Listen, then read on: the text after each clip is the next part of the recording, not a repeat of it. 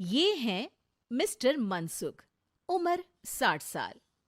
वैसे तो इनकी उम्र है राम नाम जपने की, पर मनसुख दिन रात अलग अलग लड़कियों का नाम जपते रहते हैं। अरे लड़की, सुन तो, तेरा नंबर क्या है? अंकल, अभी तो आपका नंबर है। अर्थी बुक कर लो अपने लिए। अरे अभी तो मैं जवान हूँ लड़की, सफेद बालों पे मत जा। मनसुख राम को लड़कियां छेड़ने की गलत आदत थी। पत्नी बहुत पहले गुजर गई थी, जिसके बाद मनसुख खुले बैल की तरह हो गए। जहां दिखी नारी वहां लाइन मारी। मनसुख राम के पड़ोसी सोनी जी के यहाँ नई बहू आई। नाम था कल्याणी। अरे वाह बेटा कल्याणी, तेरे आते ही घर में खुशी खुशी हो गई है बेटा। अरे माँ जी, जलेबी खाओ, बात मत करो, बोलने से खुशी को नजर ना लग जाए। जैसे मोहल्ले की हर लड़की पे मनसुख की नजर थी, वो कल्याणी को भी बुरी नजर से देखता है। एक दिन कल्याणी छत पे मिर्ची सुखाने जाती है। दूसरे छत पे खड़ा मनसुख गाना गाने लगता है। उफ उफ मिर्ची, हाय हाय मिर्ची, देखे तो तुझे लग जाए मिर्ची। कल्याणी को लगता है कि यूं ही गा रहे हैं, शौकिया तौर पर ये तो होता ही रहता है।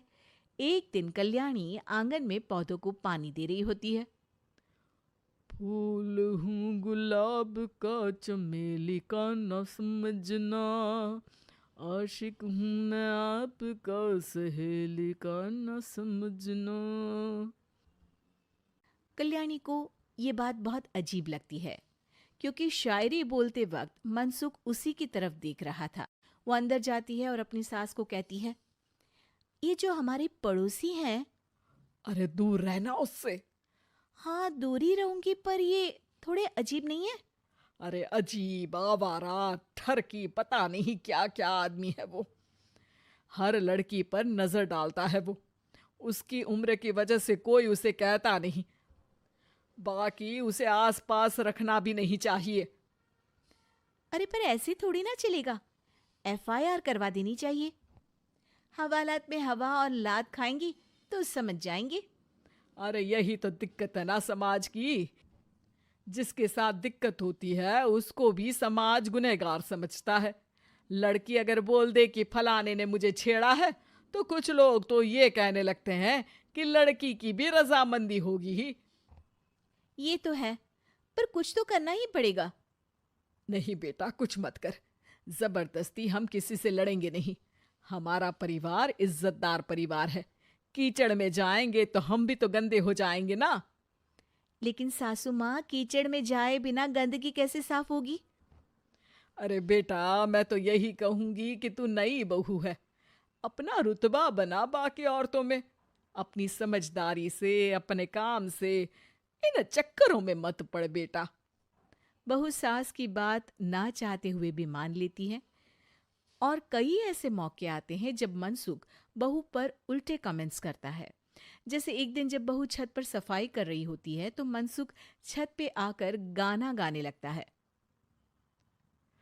तेरा ध्यान किधर है, तेरा हीरो इधर है, तेरा हीरो इधर है। मेरा ध्यान तो आपकी हरकतों पे ही है। थोड़ा आप भी ध्यान दो कि क्या कर रहे हो आप।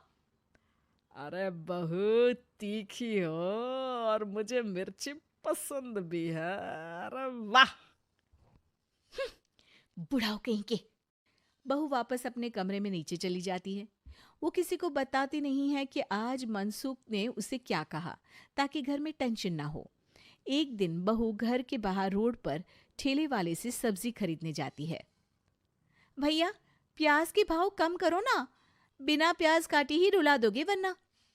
तभी बहू की नजर मनसुख पर पड़ती है, जो वहां से गुजर रही एक लड़की को देखकर कहता है, शीशी भरी गुलाब की, पत्थर पे फोड़ दूं।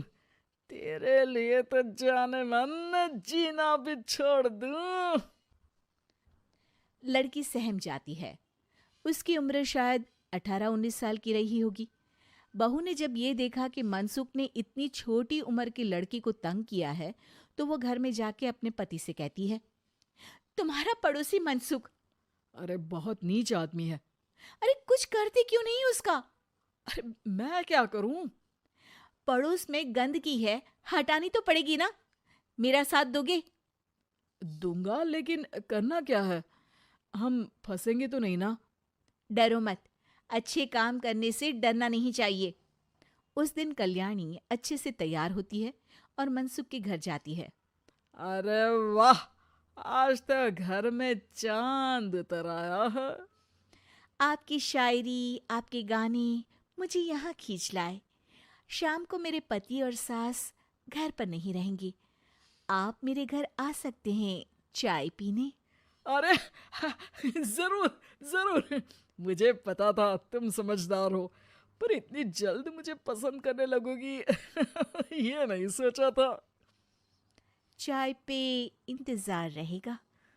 मनसुख शाम को कल्याणी के घर चला जाता है। आप बेडरूम में बैठिए, वहां चाय पियेंगे। अरे वाह बेडरूम में चाय मनसुख हंसता हुआ बेडरूम में जाता है और वहां का नजारा देख के घबरा जाता है। वहां पर मोहल्ले की वो सारी लड़कियां खड़ी हैं जिनको आज तक मनसुख ने छेड़ा था। कल्याणी भी बेडरूम में जाके दरवाजा अंदर से बंद कर लेती है। अब बेडरूम से सिर्फ डम डम डिशुम डिशुम की आवाज आती है और बीच बीच में मनसुख की चीखें भी सुनाई देती हैं। अरे माफ कर दो बिटिया, अरे नहीं नहीं नहीं, अरे डंडे से नहीं, अरे अरे लग जाएगी, अरे आई। बेडरूम का दरवाजा खुलता है और मनसुख की हालत एक लुटे फटे कौवे जैसी हो जाती है।